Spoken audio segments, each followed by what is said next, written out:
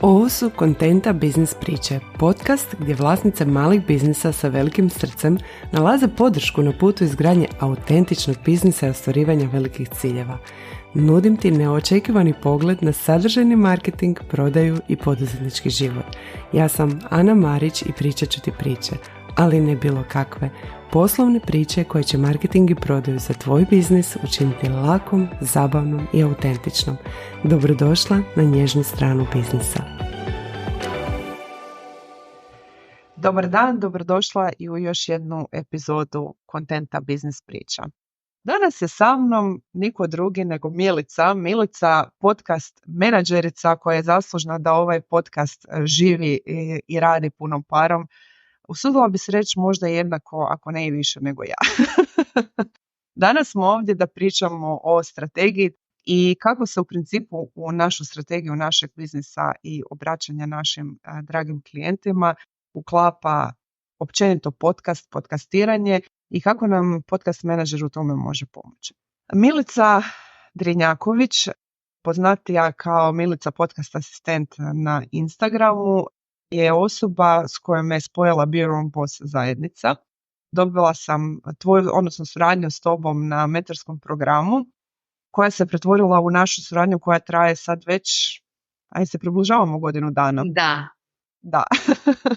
I jednostavno ono što ja cijelo vrijeme naglašavam, meni ta suradnja je nešto što, zbog čega ovaj podcast živi, bez nekakve ne lažne skromnosti, jer je to na moju štetu, ajmo reći, nego bez toga da jednostavno taj podcast, ono što bi iziskivao od mene u smislu obrade podcasta, u smislu pisanja nekakvih optimiziranih naslova i svega, ne bi se dogodilo. Ja ne znam kako bi tome našla mjesta. I to je ono što mnoge žene koje razmišljaju o podcastu i nekako i koči. Između ostalog, od 1. mjeseca ove godine, Milice, ti si postala i moja klijentica.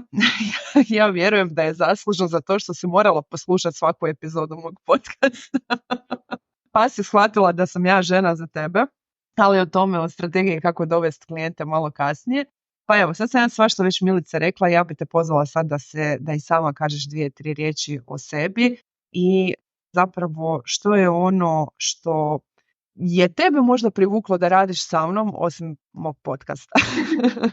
Ana, prvo hvala ti na pozivu da budem tvoj gost u tvom podcastu na kom zajedno radimo. Jako mi je drago prvo da si se javila kada je bila ta ponuda na mentorskom, da želiš da to bude prelomna tačka da zaista i pokreneš podcast. Mislim da si negdje u nekom tvom mailu napisala da je to bilo neki dosta puno nedelja koje si planirala, htjela, dobila si povratne. Proučavala. Tako je. I da je ovo bila negdje inicijalna kapisla da ti stvarno i kreneš kada je ta ponuda unutar mentorskog programa Facebook grupe Be Your Own Boss bilo da kreneš sa radom na svom podcastu. Ima tačno godina dana, zapravo za 29 dana tačno bit će godinu dana da je objavljen podcast. Znači slavimo rođendan još malo, čekaj, moram si to negdje zapisati, za 29 dana. Ali između ostalog to su te neke stvari koje u suradnji, kad imaš potporu poput tvoje, koje u suradnji dođu da nisi sam, da ne moraš u svemu voditi sam računa i to je ono nešto što nekako pričamo i o tvom biznisu kao u biznisu menadžiranja podcasta umjesto kao samo o obradi podcasta, jer obrađivanje i nekakva virtualna asistencija je, ja mislim, puno manje od ovoga što nudi jedan paket usluga poput tvoj. Tako da, pišemo se za 29 dana, dobro, zapisano. Slavit ćemo rođendan, samo da znate. Danas kad snimamo je 1.3., znači za 29 dana. Ok, dobro. Morat ćemo napraviti neku rođendansku epizodu. Da. Odlično. Super. Milice, nedavno sam pričala o strategiji i ja i ti unutar naše suradnje gdje se ti kao klijentica i ja mentorica pričamo i o strategiji razvoja tvoje usluge, odnosno tvojih usluga koje nudiš. Pa me zanima što je za tebe znači sada strategija, odnosno što je značila prije i možda da li se to poimanje strategije nekako promijenilo u tijeku naše suradnje? Kada smo počele našu saradnju na podcastu, na tvom podcastu, I kada smo prošli kroz cijeli jedan proces koji je postavljen, tvoj jedan komentar je mene onako, da kažem, negdje ponikao da razmišljam u nekom drugom pravcu. Usluga koju sam pružala i koja je na početku bila inicijalna je dosta se vezivala na neko asistenciju. I nešto što sam ja postavila kako taj rad da izgleda sa mnom u toku pokretanja podcasta i cijeli proces vođenja klijenta od tačke A do tačke B, odnosno do finalnog koraka, ti si napisala da si se osjećala da je to jedna onako otprilike premium usluga. I već tu to je bila tvoja povratna, da kažem, feedback meni, da možda to nije samo neki vid asistencije, možda tu ima prostora da se napravi nešto više i kvalitetnije, a sve u cilju isporučivanja bolje i usluge i veće vrijednosti klijentima. Ja tebe odavno poznajem, ima sigurno i nekoliko godina, mislim da smo se srele na nekoj online edukaciji u vrijeme korone, da je to bilo. Da. I već od tada ja te pratim na društvenim mrežama, na tvom newsletteru sam i sve ja sam znala šta je to što ti možeš i da ponudiš i šta je to što ti radiš sa klijentima i sve to je negdje bilo tu. A onda sam, kako smo krenuli na radu na tvom podcastu, imala tu prvu čast da ja poslušam te prve tvoje epizode, a tek poslije one su išle dalje publici, široj, onoj na podcastu i znaš kako, možda ja nisam baš i prava osoba jer meni je to nekako, da kažem, poslovna deformacija. Ali i činjenica jeste da ljudi se bolje predstavljaju u smislu bolje, detaljnije predstavljaju i sebe, i svoju uslugu, i svoju ponudu putem dužih formata. U ovom slučaju kod tebe to je audio podcast i ja jesam audio freak i slušam i pratim podcaste i ja negdje danas kada odlučujem da ću da kupim nešto, dolazi od podcasta. A ja sam ono što si sve ti predstavljala na svojim društvenim mrežama i što sam čitala i pratila i sve, dobila detaljniju i širu sliku kako ti možeš da mi pomogneš, da upravo ono što ti si već doživjela na neki način, a ja sam onda rekla ok, meni treba Ana, jer ona mi je to pokazala kroz svoje podcast epizode. Ja sam se apsolutno u svakoj podcast epizodi osjećala, evo je, obraća se meni. Evo, ovo sam sigurno ja nešto napravila na Instagramu i sad ona meni priča za šta bi zapravo trebala da poboljša. I kad smo mi tad već krenule u radu, to je 2023. godina, ja sam tad već imala, ja sam nekako malo i od onih osoba koje poslože neke stvari i kaže ok, ove godine ću raditi na tom i tome. I došlo je kraj 2023. kada su se svi moji planovi o ulaganju neke razne druge edukacije kao što su neki bili membershipi za podcast menadžera, to su pretežno inostrani mentori, što je negdje normalno jer su podcasti na globalnom nivou na mnogo većoj razini i usluzi nego kod nas, ali mi se sviđa jer je kod nas tržište u procvatu zaista. I kad je negdje došao kraj godine, ja sam ti poslala poruku, Ana, kako možemo da sarađujemo. I tako je. Kod mene su lično tvoje podcast epizode, ne samo što sam ih imala priliku prvi put poslušati u toku obrade, već i kasnije naravno kroz platforme, jer i to je dio moje usluge da provjerim kako je to na platformi, kada je objavljeno, da li treba nešto ad hoc odreagovati kod klijenta u slučaju da nešto negdje zabagovalo, jer sve je to tehnika na koju nažalost nekad ne možemo uticati. Tako da zapravo ja i slušam u pripremi i kasnije kada je završni materijal u pitanju kod svih mojih klijenata ispratim 2 put te podcast epizode. U mom slučaju definitivno podcast je taj koji donosi negdje odluku da ja se odlučim na i saradnju ili neku kupovinu. isto jedan interesantan podatak je zapravo da to je nešto što dolazi sa inostranog tržišta. Nažalost, takvi podaci kod nas ne postoje, ali se iskreno nadam da će uskoro se i takvi neki parametri voditi. Koji je to procenat ljudi koji slušaju podcaste i na kraju i izvrše kupovinu, bilo proizvoda ili usluge ili da ih, da kažem, konvertujemo u klijente i tako dalje. Tako da veliki procenat, on ide čak preko 68, čini mi se, ili preko 70%, je tako da kažemo. To je ono što nam dolazi podatak sa inostranog tržišta. Mi kada pričamo o toj jedinstvenoj vrijednosti na kojoj počiva naša strategija, znači mi ju za sebe moramo znati prepoznat i, ajmo reći, znati imenovat koja je ta jedinstvena vrijednost, po čemu se mi to razlikujemo, jer konkurencija tada postaje manje bitna stvar. S obzirom da kada smo svjesni svoje nekakve vrijednosti, koja ne mora biti uvijek u obliku ja sam jeftinija ili ja sam skuplja, ja sam premium ili ne znam, neki pojmovi koji se vrte u ovom marketinškom i prodajnom svijetu.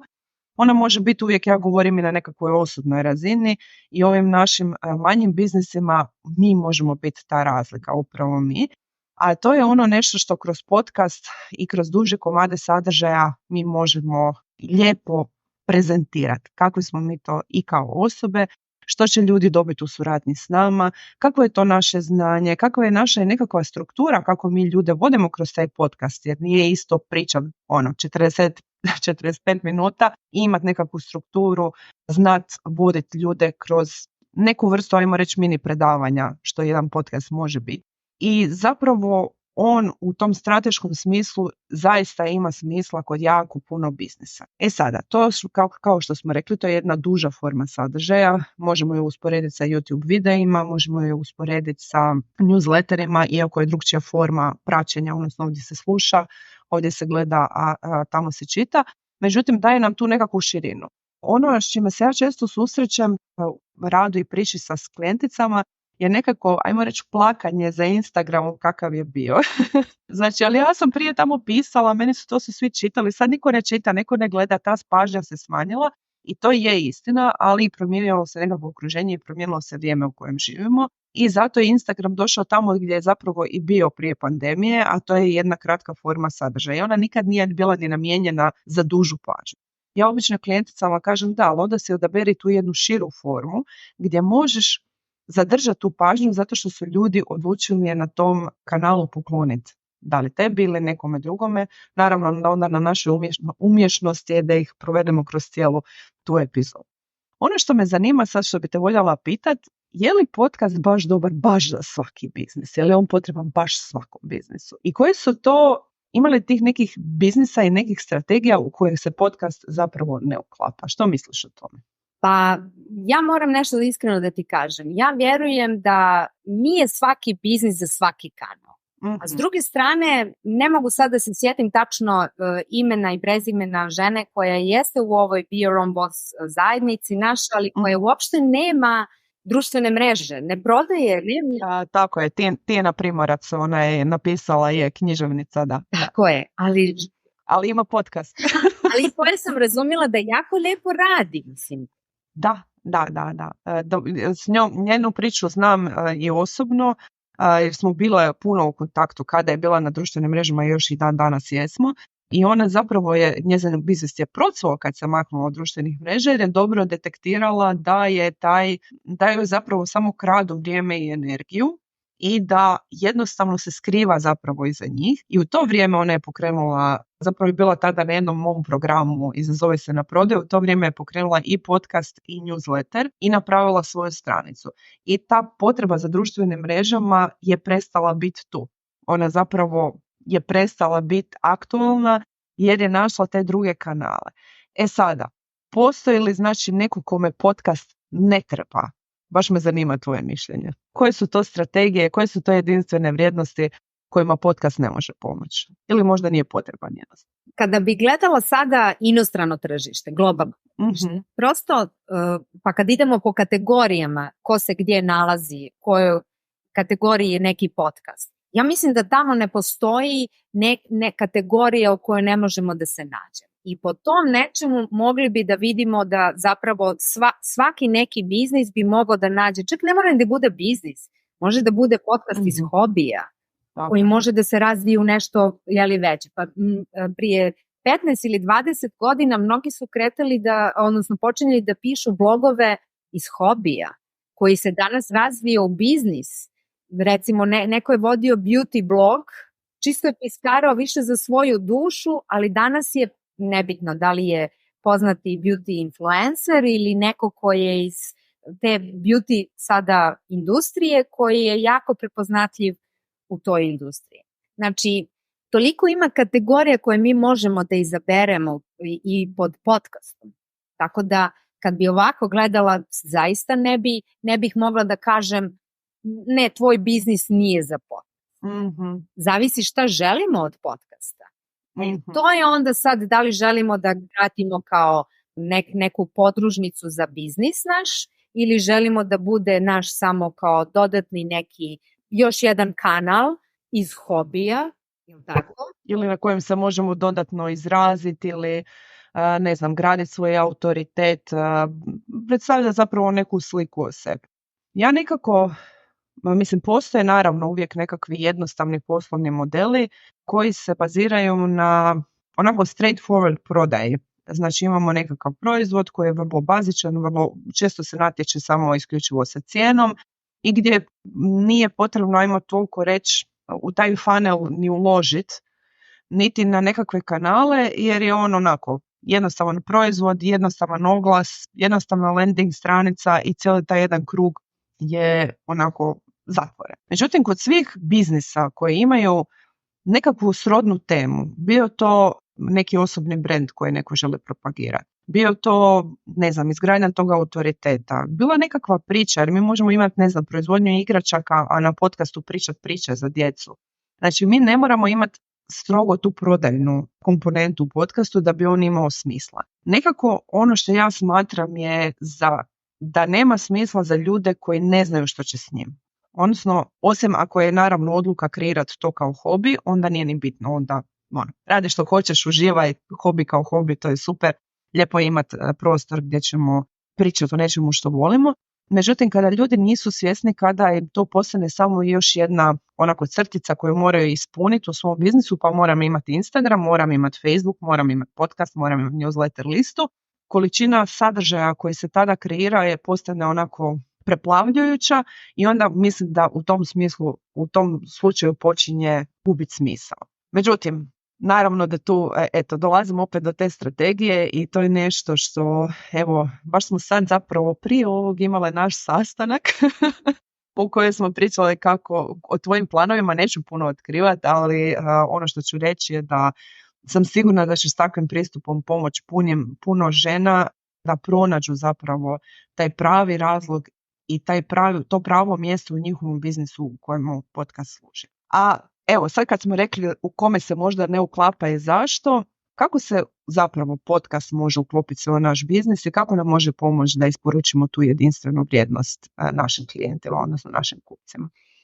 Ja stojim iza toga da najbolje se povezujemo kada nas neko čuje. Kada čuje našu boju glasa, kada čuje našu dikciju, naše prezentovanje, to je nešto što se vrlo lako povezujemo na istom nekom nivou. Nekome će odgovarati kako ja prenosim, nekome neće odgovarati. I to je ok. Znači ja sam već tu imam distinkciju ko je moj odnosno slušalac, a potencijalni klijent, a ko već nije. I to je prva stvar. Ono kada čitamo iz svog glasa, a ovo je već potpuno drugi doživljaj. To je, slušanje podcasta je zapravo kada ste u ušima nekoga kao da pričate sa prijateljem preko telefona. To je ta veza koja se zapravo tu stvara na podcastu. Sada, gdje može sve podcast da ide i kako nama da pomogne u biznisu? U zavisnosti šta želimo da postignemo sa podcastom, da li želimo da se predstavimo kao autoritet u branši iz koje dolazimo, odnosno da se pozicioniramo kao ekspert. I šta to pozicioniranje, odnosno gdje nas to pozicioniranje dalje može dovesti? Odvesti. Tako je. Onda, da li želimo da nam podcast postane glavni prodajni kanal, odakle dovodimo njega, sa njega dovodimo i na newsletter gdje stvaramo glavnu imovinu našeg biznisa, to jeste definitivno newsletter gdje tamo vidimo ime i prezime i znamo ko stoji iza te email adrese. Dalje ga onda odatle ili na naš sajt koji je opet jedna forma koja će trajati ne kratko, nego će biti tu dobro optimizovana i služit će danas, sutra, a i u budućnosti nekome ko bude nailazio na naš sajt, znači dovodimo ga i na sajt, a onda odatle, znači to su dva glavna po meni kanala koje treba neko ko se ozbiljno želi baviti, da ima newsletter i sajt. Upravo kao što si spomenula njen primjer koja se povukla sa mreža, ali napravila je newsletter i sajt i tu je još i podcast. Ja uvijek klijenticama kažem da je internet skup podataka i kada se mi nalazimo kroz te neke naše, naravno i kratke forme, nemojmo sad, da ne bi ispalo da društvene mreže nisu potrebne, da nemaju nikakve veze, znači to nije istina, mi možemo izabrati raditi bez društvenih mreža, isto kao što možemo izabrati raditi i bez newslettera, i bez sajta, i bez podcasta, znači nije nužno, zato moramo dobro poznavati prije svega sebe, svoje ciljeve i svoj biznis, ali mi u tom skupu podataka koje nalazimo na internetu moramo pozicionirati sebe. Da bi nas se moglo naći, da bi mi mogli doći do te neke šire publike, bez da ih stalno, kontinuirano sami tražimo, pozicioniranje našeg sadržaja i to dužih komada sadržaja koje su, ovo što si spomenula, nisu kratkog vijeka, nego su dugoročni, gdje nas neko može prepoznati na razne načine. Sve se to naravno uveze u jednu mrežu sadržajnog marketinga, ali je jako je bitno tome pristupati na način da znamo čemu pojedini komad sadržaja služi, da je povezan, ovo što si sama rekla, da to nije samo izolirano. Evo, ja sam sad snimala podcast i taj podcast nekoga je poslušao i to je to. Nego da imamo i te neke linkove, da je povezan sa našom stranicom, da je povezan sa nečime što mi prodajemo, ako se radi o nekoj prodaji. I u krajnju ruku i sam sadržaj tih epizoda danas pokazuju u onom svjetlu u kojem se želimo. Ako ja želim kroz svoje podcast epizode vidjeti, odnosno cilj mog osobnog podcasta je da ljudi vide kako je raditi sa mnom, znači kad rade u individualnim suradnjama. Ako ja to želim, onda se tako i pozicioniram, onda takav je i sadržaj koji gradim u tom podcastu, iako naravno uvijek ga začinimo s nekim našim razmišljanjima, začinimo ga s onim što mi jesmo, jer se tako i odmičemo od drugih ljudi. Ali ta povezanost je nešto što ja dosta vidim da ljudima zapravo fali i da kreiraju na različitim kanalima, a ne znaju zapravo kako ih povezati da bi to dio bio nekakvog marketinškog, sve taj ljevak i taj marketinški funnel, to zvuči grozno.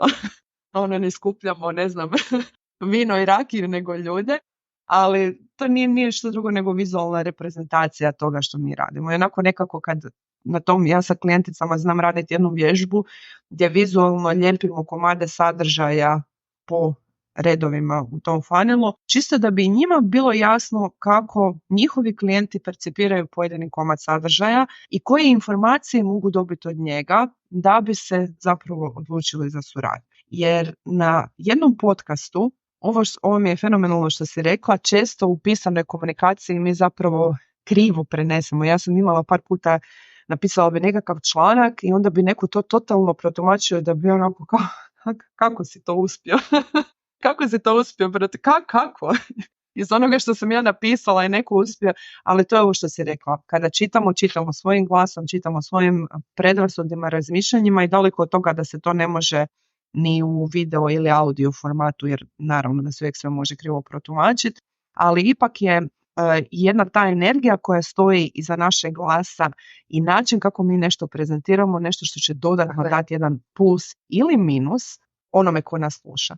A taj minus nije zapravo negativan. Taj minus je pozitivan jer svakako mi imamo ograničene kapacitete, pogotovo kad radimo 1 na 1, imamo ograničene kapacitete i zapravo i ne želimo da ljudi koji nisu dobar meč rade s nama. Ono što se radi, jedan kao dio marketinga i dio i tog funnela kojeg smo spomenuli, je da se zapravo ljudi kvalificiraju vrlo rano u našem funnelu, gdje to možemo raditi putem sa samog sadržaja ili putem i nekakvih kvizeva i nešto da jednostavno ljude koji nisu dobro meč s nama, ajmo reći, otjeramo od sebe. Ne možda baš otjeramo, ali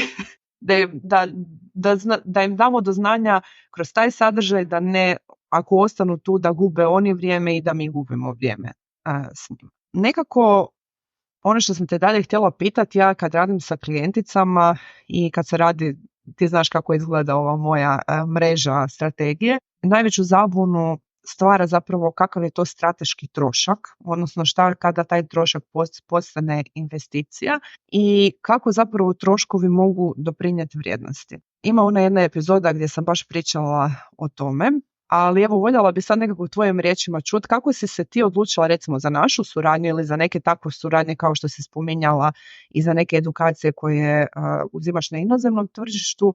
Kako je to strateški opravdan trošak? Kako to doprinosi pružanju tvoje vrijednosti tvom? Prvo, kako sam se odlučila, znači ono kao što sam već spomenula zapravo za našu saradnju je što sam jako dobro upoznala tvoj rad putem podcast epizoda. I ja sam okružena nekolicinom, da kažem, biznis mentora.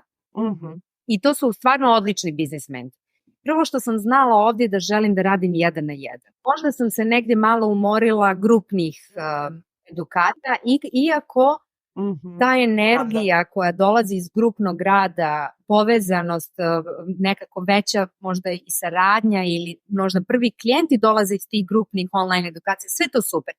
Čini mi se da sam se ja sad malo zasitila toga i da mi je trebalo baš vođenje od prilike tačno ono, da ne kažem za ruku, ali da me uputiš.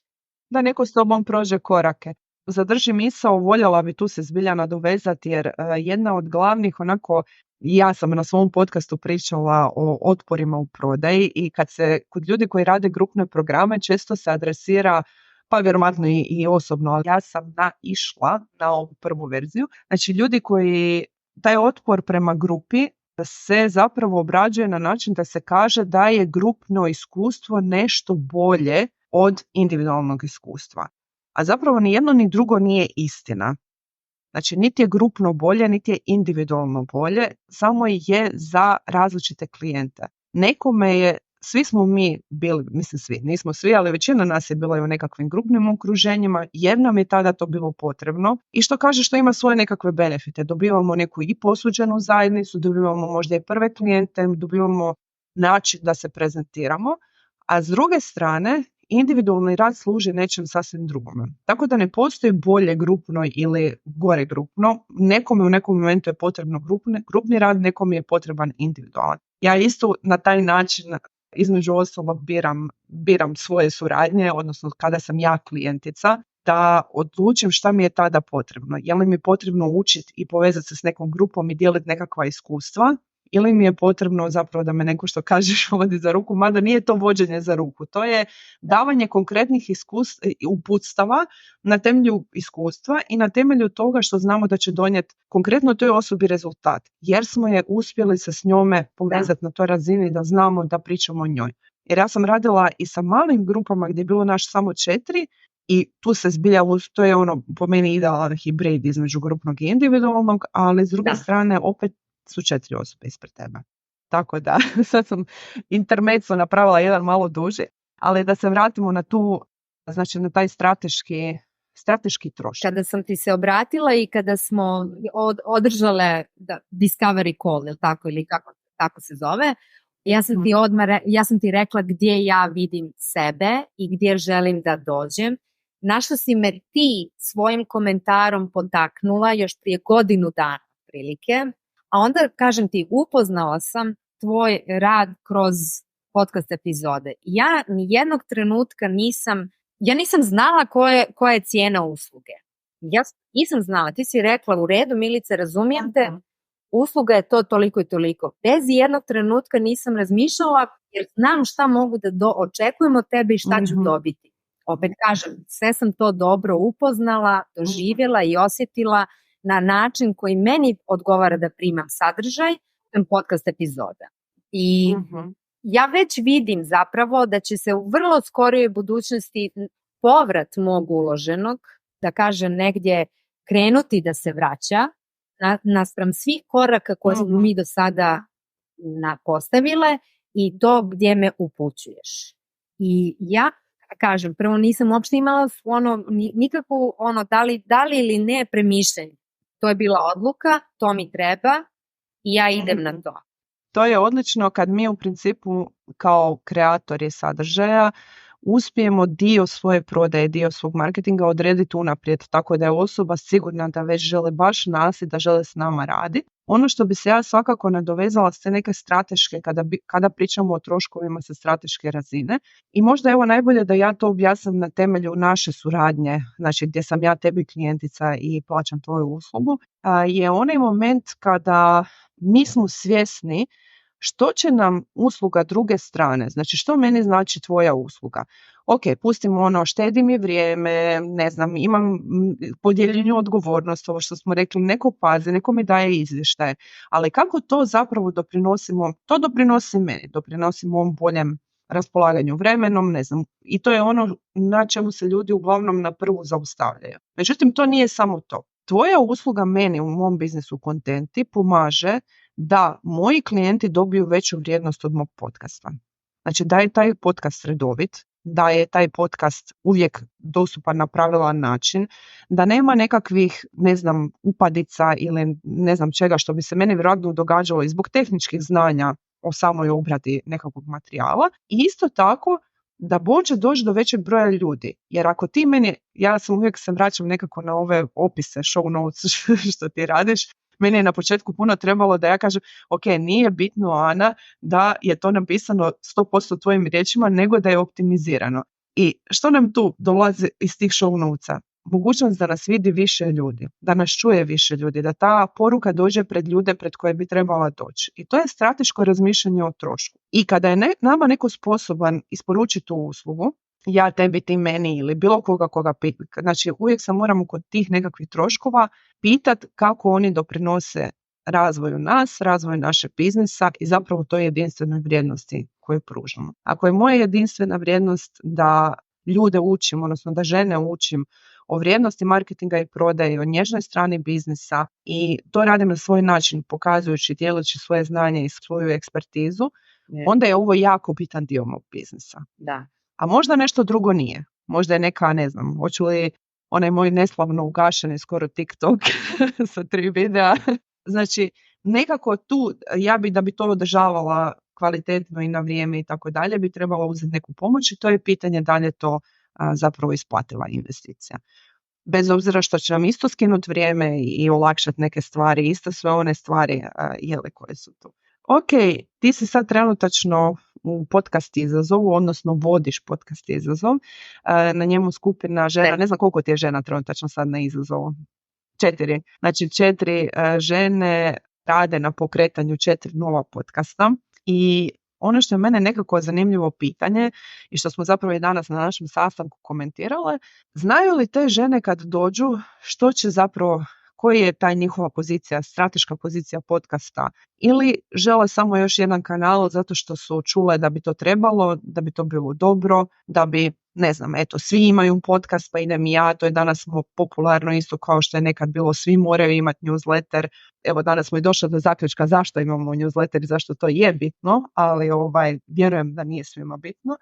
Evo, pa me zanima nekako da nam malo ispričaš kakva je ta nekakva polazišna točka i kako od toga svega kroz taj izazov, ako i ne znam, kako im ti pomažeš da dođu do svog nekog zašto. Podcast izazov je iskreno i sama si vidjela, ja sam samo daj da probam da vidim ovako, da isprobam tu formu, otprilike neka manja grupa koju ću voditi, odnosno ne za ruku, ali da im pokažem korake, šta je to da bi pripremili, odakle da krenu. Mnogi kreću od mikrofona, a mi do mikrofona još nismo stigli na podcast, šalim se naravno, ali nekako čini mi se da kod nas često krećemo od nazad, a preskočimo neke stvari koje bi trebali da imamo adekvatno pripremljene da bi stvarno kroz tu poruku došli do i onih pravih naših idealnih slušalaca, klijenata. To su neke te stvari koje tu negdje preskočimo, jel? I Ja sam ponudila, zapravo i bila mi ideja da kažem da ponudim nešto što će biti manja grupa. Šta više, vidjela sam da u ovome, moja prva zamisao je bila da im dostavim informacije, objašnjenja, da kažem šablone po kojima mogu da se potpomognu da rade. Međutim, onda sam shvatila da mogu još više da uskočim i to sam im žene su upisale.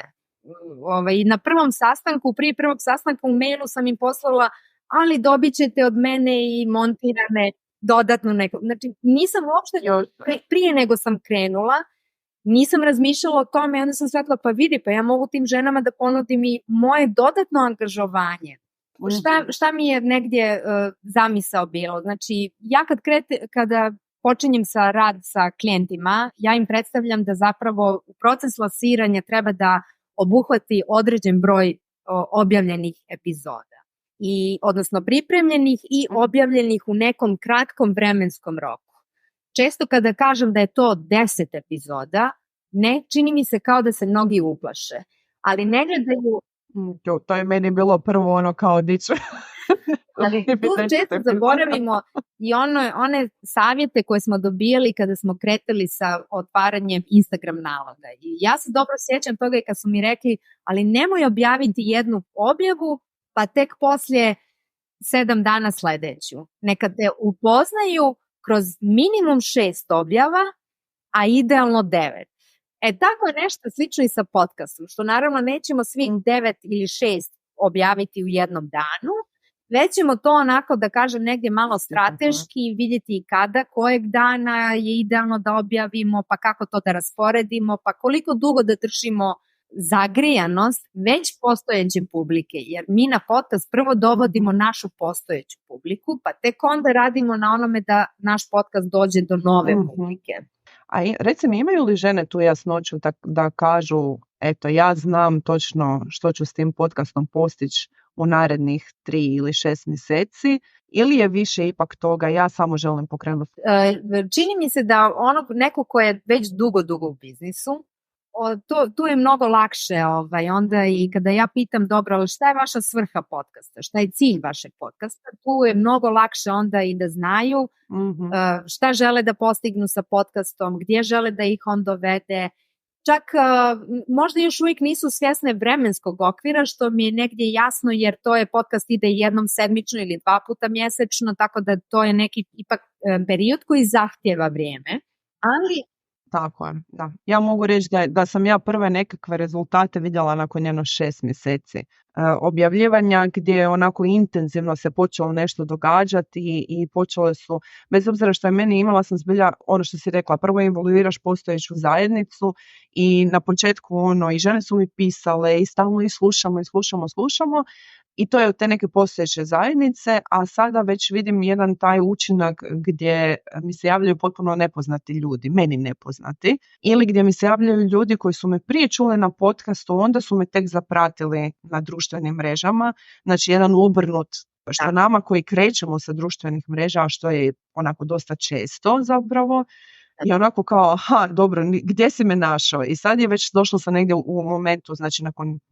otprilike 2,5 godine, sam došla do toga da me većina ljudi zapravo više ne nalazi na društvenim mrežama, nego me nalazi putem drugih kanala gdje se ili prezentiram ili gdje sudjelujem, između ostalog i podcasta. I onda eventualno dođu na moje društvene mreže ili nekakva preporuka ili neke zajednice ili nešto gdje se ja pojavljujem, gdje ljudi saznaju, gdje imaju načina da me puno bolje upoznaju nego što me mogu upoznati na nekom. Pa evo, ti kažeš ti si već vidjela prve nakon 6 mjeseci u smislu dovođenja novih nekih nepoznatih ljudi. Recimo, mogu toga da kažem ja za moj podcast, iskreno. Nedavno sam predstavila se u Be Your Own Boss grupi kao sponzorica i gdje sam predstavila svoju i uslugu i jedan komentar koji ja nisam znala za to, ali da nije bilo te objave i to komentara, Petra je napisala, ali ja sam pokrenula podcast slušajući tvoj podcast. Meni je to bilo kao, čekajte, trljam oči, tipam se.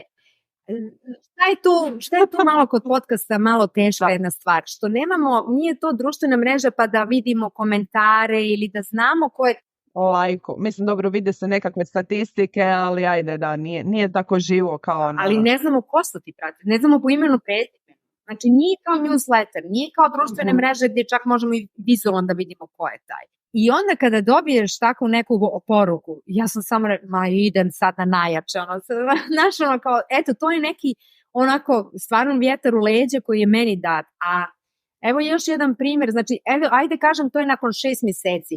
Ja nemam, ako ćemo iskreno, ona je rekla otvoreno, ja sam pokrenula moj podcast, možda ja finansijski nemam trenutno nikakvu korist od toga, ali ja imam korist onoga što sam upravo htjela, da moj podcast bude polazna tačka nekome ko će pokrenuti podcast, možda će se sutra javiti, možda neće morati jer će stvarno super ispratiti i savjete sa podcasta i nastaviti dalje sam. I to je super, jer će meni njena preporuka značiti. Tako je. Baš sam to htjela reći. Ja sam imala isto tako jednu situaciju gdje sam moj freebie koji sam možda dan danas ono kojeg sam napravila već ima 2 godine i može se dan danas preuzeti na linku u opisu ove epizode. Nije, na pretplati za newsletter.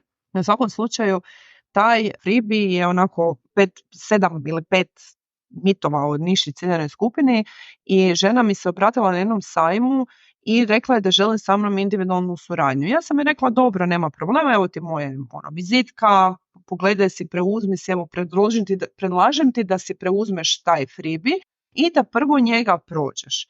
I ona ga je zbilja preuzela i javila mi se potom, ja sam riješila sve svoje probleme s ovim freebijem, toliko sam oduševljena, predivno, divno, bajno, krasno i jednostavno kao u smislu nema potrebe za suradnjom. Mislim, nije ona to tako napisala, ali to je bilo to. Znači, imala je interes da radi sa mnom, ali je sve dobila iz mog besplatnog sadržaja, jednog komada.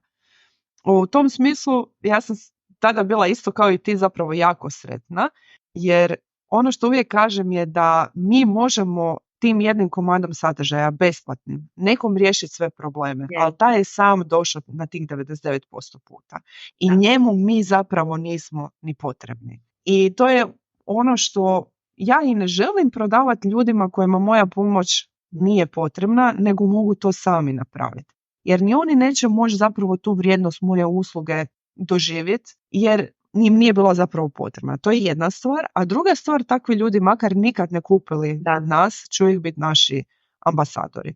Jer će, mislim se rekla Petra i žena koja se meni javila, će reći sutra nekome, ej, znaš šta, ja sam sa tim njezinim jednim besplatnim komadom sadržaja riješila velik problem. Da. Evo, možda može žena pomoći tebi. Tako da to apsolutno nije izgubljen klijent, ja mislim da je to ono plus. Evo možda još jedan primjer, možda koji je koliko brzo može da se uradi povrat od pokretanja podcasta, recimo. Imam još jednu klijentkinju koja je sada onako, sada joj kreće njen grupni program i krenuli smo na njenom podcastu ima 3 mjeseca, u stvari 4 mjeseca da radimo. I njen program, ona je i predstavila svoj podcast gdje je zapravo htjela da predstavi moć zajednice, grupnog programa, što smo malo prije upravo spomenuli. Mm-hmm. Jedan komentar koji se pojavio i koji je rekla, da, poslušala sam ovu podcast epizodu i kad sam poslušala tvoje sagovornice i kako su one iznijele šta je njima ta zajednica donijela u tom programu i osjećaj i gdje su one danas zahvaljujući ja sam upisala program poslije 3 mjeseca slušanja, recimo, i to je bila možda jedna podcast epizoda koja je prelomila, a vjerovatno je slušala i prethodne koje su tu. Tako je. Mi to nekako, što se tiče i samog marketinga i prodaje i kako ćemo mi sadržajno napuniti te naše epizode, one naravno su, uvijek trebaju biti korisne, ali ne trebamo bježati od toga da spominjemo, ja uvijek govorim i svoje klijente, da spominjemo ono što radimo, znači ne smijemo zaboraviti povezati to što pričamo sa onim što radimo i što je to zapravo doprinijelo, odnosno kako je to promijenilo živote nekih naših klijenata, stvarnih osoba, a i čak i kada nemamo možda klijente, jer neko je možda na početku, ako pričamo, obično ja mislim da ipak podcast pokreću ljudi koji su već negdje zašli malo dublje u biznis, jer imaju i više iskustva i više tema, međutim ljudi u svakakvim fazama zapravo pokreću. Ono što možemo i na tom početku napraviti je da pričamo o benefitima, da pričamo o nekakvim stvarima koje se ljudi poput naših slušatelja susreću i što im ono što mi radimo može pomoći u tim situacijama. I uvijek to povezati s onime što nudimo, jer inače zapravo nema nekog pretjeranog smisla. Ne moramo mi biti, teleprodaje ili nečega što se ljudi groze, ne moramo raditi ni nekakve mind twistove nad našim klijentima, prodaja i marketing ne moraju biti takvi, ali to je ono što smo rekli, znat zašto nama taj kanal služi. I ono što bi se nadovezala tu da je jako bitno da smo i svjesni da nam ne mora taj kanal biti za sve. Znači, ovo što si rekla kod svoje klijentice, priprema se za prodaju grupnog programa i znači, vjerovatno žena, znači mi ne moramo stalno sve, možemo i nekako periodički ili čak cijeli taj kanal posvetiti samo jednom od dijelova našeg biznisa. Ok, malo nas je vrijeme pojelo, ja bih te za kraj još pitala jednu stvar. Evo, mi smo sad negdje na sredini naše suradnje, puno smo pričale o tvojoj strategiji i što će ona tebi u budućnosti donijeti što se tiče oblikovanja zapravo tvojih usluga prema tvojim klijentima. Sad kad smo tu, ajmo reći, složili tu strategiju, koji je nekakav aha moment iz toga koje bi podijelila sa ženama koje danas slušaju da obrate pažnju i koji bi mogao zapravo njima odgovoriti je li podcast kanal za njih? Znači kad sagledaš ti svoju strategiju koju smo mi prošli i kad to nekako povežeš sa podcastom, koja je taj nekakva poveznica gdje bi one mogle reći aha, ovo za mene je ili možda nije sad u ovom momentu. Rekli smo svako može zbilja imati benefit podcasta, doslovno, ali koji je taj nekakav strateški moment gdje bi ti rekla ovo bi vam moglo upaliti lampicu? Ja bih sad onako što bih voljela da podvučem je da zaista podcast na našem tržištu i u regionu poprima sve veće razmjere interesovanja. Prije 2 godine lokalna podcast platforma je radila istraživanje i tada su izašli s jednim podatkom da u Srbiji i regionu ima registrovanih nešto oko 260 podcast naloga, a da prošle godine, znači 2023. taj broj je bio dupliran. Ja dočekam sada da čujem, da vidim nove rezultate, iskreno se nadam da će ih ponovo sad proljeća sprovesti i da ćemo u maju već imati nove podatke. Koji je to sada broj koji je registrovanih podcasta.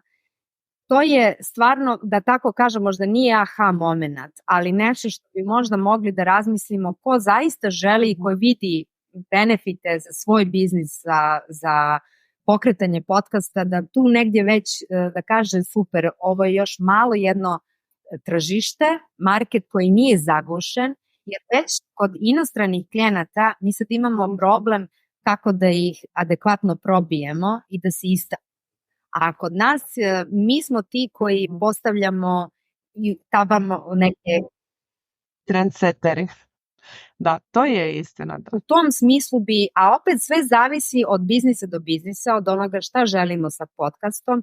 To istraživanje pokazalo da ljudi dosta traže edukativni sadržaj na podcastima i moja sadašnja, da kažem, klijentkinja je zapravo profesorica srpskog jezika.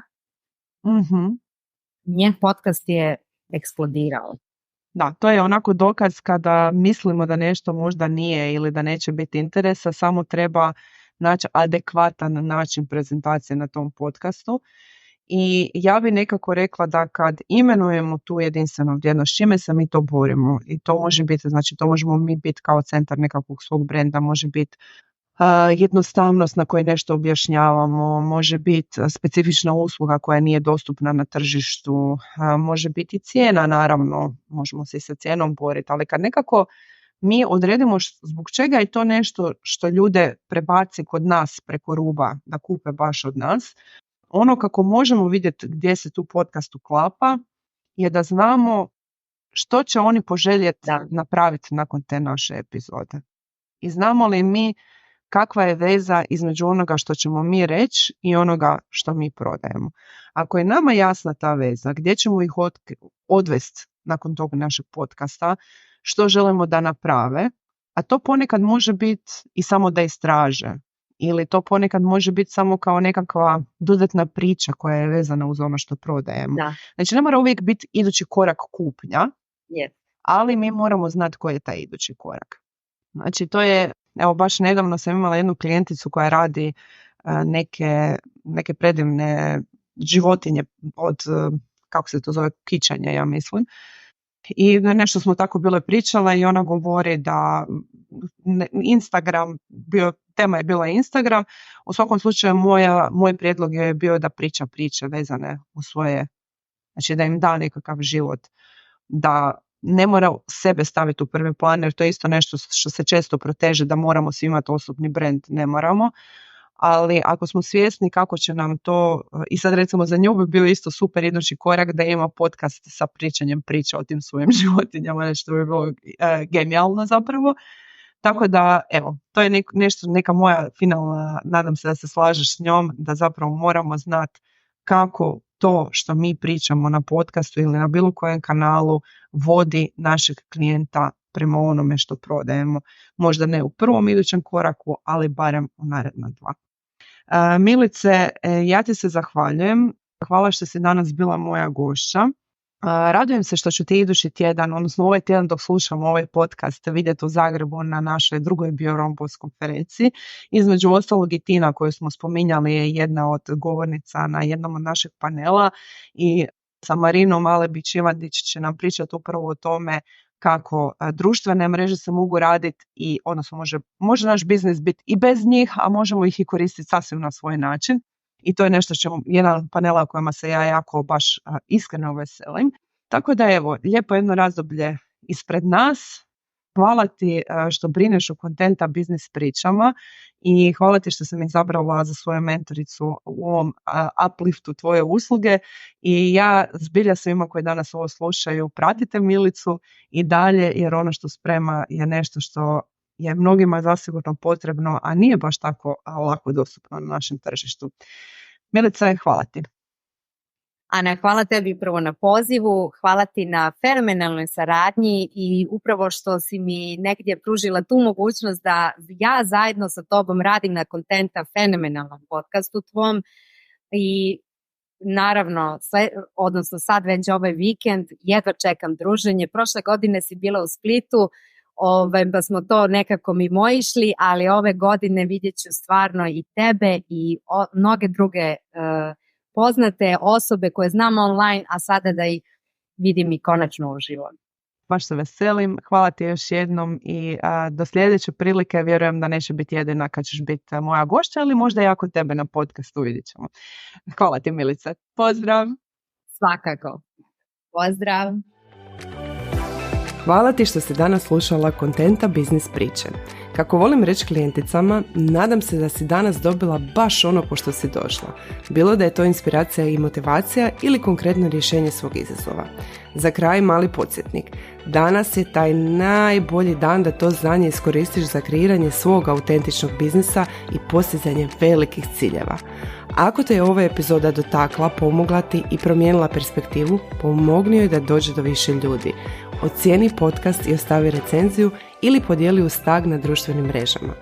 Ako trebaš više, klikni na link u bilješkama ispod epizode i istraži besplatne resurse i treninge na mojoj stranici contenta.hr. Klik na link i družimo se ponovo u idućoj epizodi.